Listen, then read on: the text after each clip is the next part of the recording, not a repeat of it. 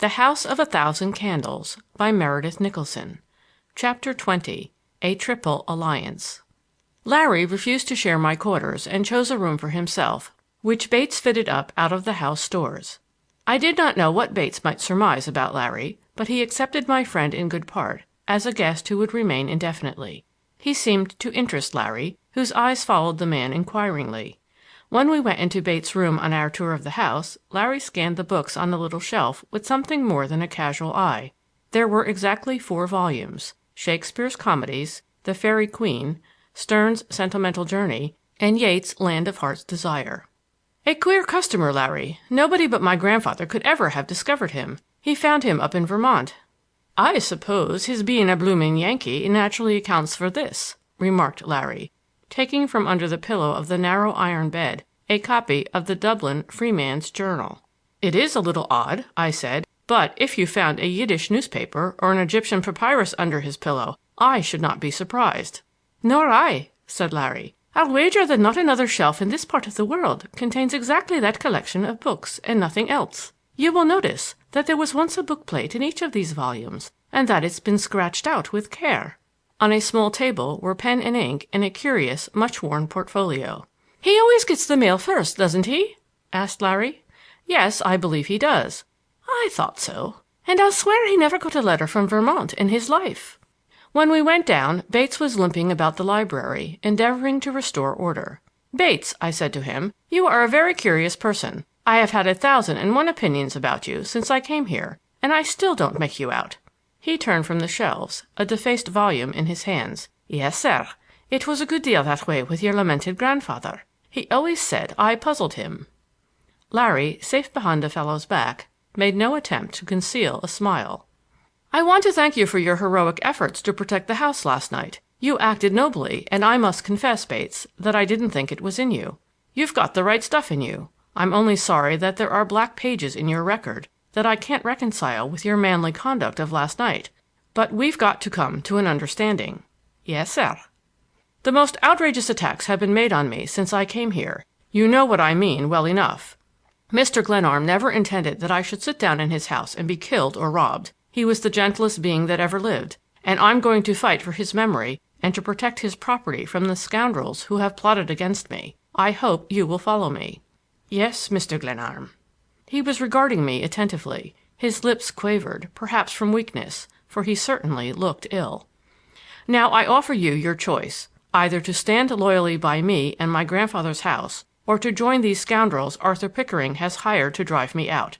I'm not going to bribe you. I don't offer you a cent for standing by me, but I won't have a traitor in the house, and if you don't like me or my terms, I want you to go, and go now." He straightened quickly. His eyes lighted and the color crept into his face. I had never before seen him appear so like a human being. "Mr. Glenarm, you have been hard on me. There have been times when you have been very unjust." "Unjust! My God! What do you expect me to take from you? Haven't I known that you were in league with Pickering? I'm not as dull as I look, and after your interview with Pickering in the chapel porch, you can't convince me that you were faithful to my interests at that time." He started and gazed at me wonderingly. I had had no intention of using the chapel porch interview at this time, but it leaped out of me uncontrollably. "I suppose, sir," he began brokenly, "that I can hardly persuade you that I meant no wrong on that occasion." "You certainly cannot, and it's safer for you not to try. But I'm willing to let that go as a reward for your work last night. Make your choice now. Stay here and stop your spying, or clear out of Annandale within an hour." He took a step toward me. The table was between us, and he drew quite near but stood clear of it, erect until there was something almost soldierly and commanding in his figure. "By God, I will stand by you, John Glenarm," he said, and struck the table smartly with his clenched hand. He flushed instantly, and I felt the blood mounting into my own face as we gazed at each other. He, Bates the servant, and I his master. He had always addressed me so punctiliously with the "sir" of respect that his declaration of fealty, spoken with so sincere and vigorous an air of independence, and with the bold emphasis of the oath, held me spellbound, staring at him. The silence was broken by Larry, who sprang forward and grasped Bates' hand.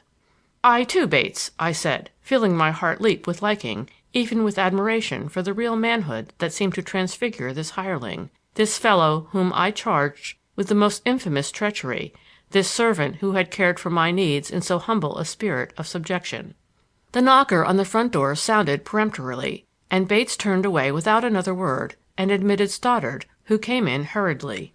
"Merry Christmas!" In his big hearty tones was hardly consonant with the troubled look on his face. I introduced him to Larry and asked him to sit down. "Pray excuse our disorder. We didn't do it for fun. It was one of Santa Claus's tricks." He stared about wonderingly. "So you caught it too, did you?" "To be sure. You don't mean to say that they raided the chapel?" "That's exactly what I mean to say. When I went into the church for my early service, I found that someone had ripped off the wainscoting in half a dozen places and even pried up the altar. It's the most outrageous thing I ever knew. You've heard of the proverbial poverty of the church mouse. What do you suppose anybody could want to raid a simple little country chapel for? And more curious yet, the church plate was untouched, though the closet where it's kept was upset, as though the miscreants had been looking for something they didn't find." Stoddard was greatly disturbed, and gazed about the topsy-turvy library with growing indignation. We drew together for a council of war. Here was an opportunity to enlist a new recruit on my side. I already felt stronger by reason of Larry's accession. As to Bates, my mind was still numb and bewildered. "Larry, there's no reason why we shouldn't join forces with Mr. Stoddard, as he seems to be affected by this struggle. We owe it to him and the school to put him on guard, particularly since we know that Ferguson's with the enemy." "Yes, certainly," said Larry. He always liked or disliked new people unequivocally, and I was glad to see that he surveyed the big clergyman with approval. "I'll begin at the beginning," I said, "and tell you the whole story." He listened quietly to the end, while I told him of my experience with Morgan, of the tunnel into the chapel crypt, and finally of the affair in the night and our interview with Bates. "I feel like rubbing my eyes and accusing you of reading penny horrors," he said. "That doesn't sound like the 20th century in Indiana. But Ferguson, you'd better take a care in his direction. Sister Theresa—" "Bless your heart, Ferguson's gone, without notice. He got his traps and skipped without saying a word to anyone. We'll hear from him again, no doubt. Now, gentlemen, I believe we understand one another. I don't like to draw you, either one of you, into my private affairs." The big chaplain laughed. "Glenarm." Prefixes went out of commission quickly that morning. "If you hadn't let me in on this, I should never have got over it. Why, this is a page out of the good old times. Bless me! I never appreciated your grandfather. I must run. I have another service. But I hope you gentlemen will call on me, day or night, for anything I can do to help you. Please don't forget me. I had the record once for putting the shot." "Why not give our friend escort through the tunnel?" asked Larry. "I'll not hesitate to say that I'm dying to see it." "To be sure." We went down into the cellar and poked over the lantern and candlestick collections, and I pointed out the exact spot where Morgan and I had indulged in our revolver duel. It was fortunate that the plastered walls of the cellar showed clearly the cuts and scars of the pistol balls, or I fear my story would have fallen on incredulous ears. The debris I had piled upon the false block of stone in the cellar lay as I had left it, but the three of us quickly freed the trap. The humor of the thing took strong hold of my new allies, and while I was getting a lantern to light us through the passage, Larry sat on the edge of the trap and howled a few bars of a wild Irish jig. We set forth at once and found the passage unchanged. When the cold air blew in upon us, I paused. "Have you gentlemen the slightest idea of where you are?" "We must be under the school grounds, I should say," replied Stoddard. "We're exactly under the stone wall. Those tall posts at the gate are a scheme for keeping fresh air in the passage." "You certainly have all the modern improvements," observed Larry, and I heard him chuckling all the way to the crypt door. When I pushed the panel open and we stepped into the crypt, Stoddard whistled and Larry swore softly. "It must be for something," exclaimed the chaplain. "You don't suppose Mr. Glenarm built a secret passage just for the fun of it, do you? He must have had some purpose. Why, I sleep out here within 40 yards of where we stand, and I never had the slightest idea of this." "But other people seem to know of it," observed Larry. "To be sure, the curiosity of the whole countryside was undoubtedly piqued by the building of Glenarm House. The fact that workmen were brought from a distance was in itself enough to arouse interest. Morgan seems to have discovered the passage without any trouble."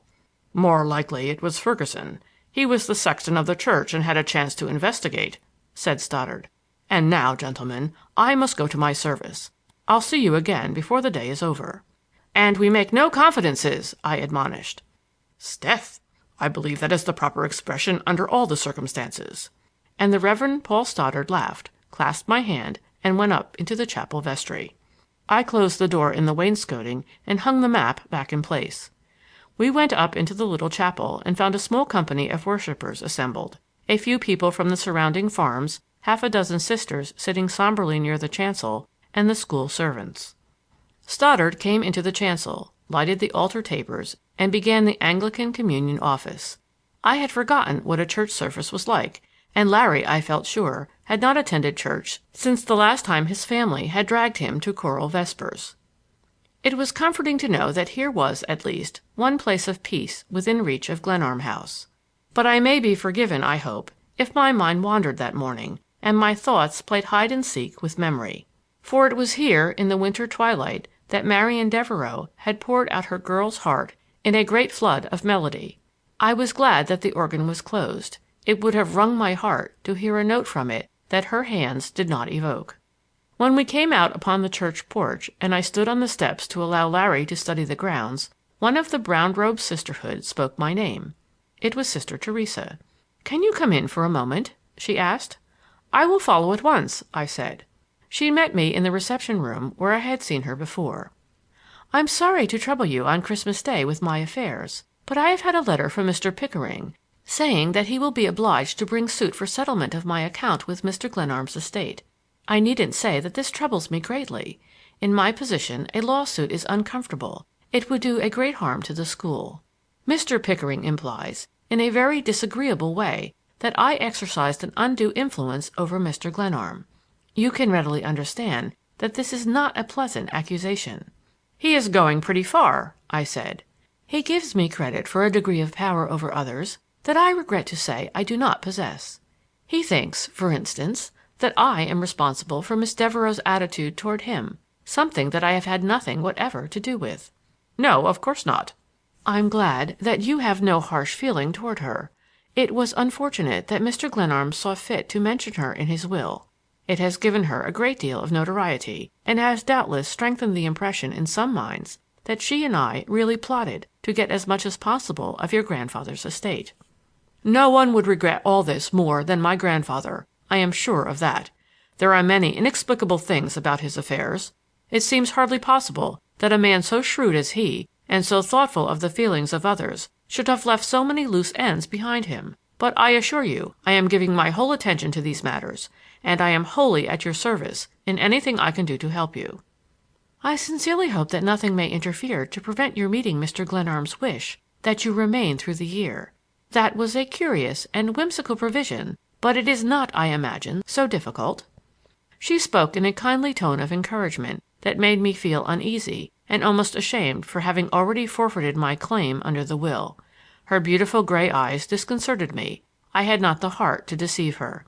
"I have already made it impossible for me to inherit under the will," I said. The disappointment in her face rebuked me sharply. "I am sorry, very sorry indeed," she said coldly. "But how, may I ask?" "I ran away last night. I went to Cincinnati to see Miss Devereux." She rose, staring in dumb astonishment, and after a full minute in which I tried vainly to think of something to say, I left the house. There is nothing in the world so tiresome as explanations, and I have never in my life tried to make them without floundering into seas of trouble. End of chapter 20.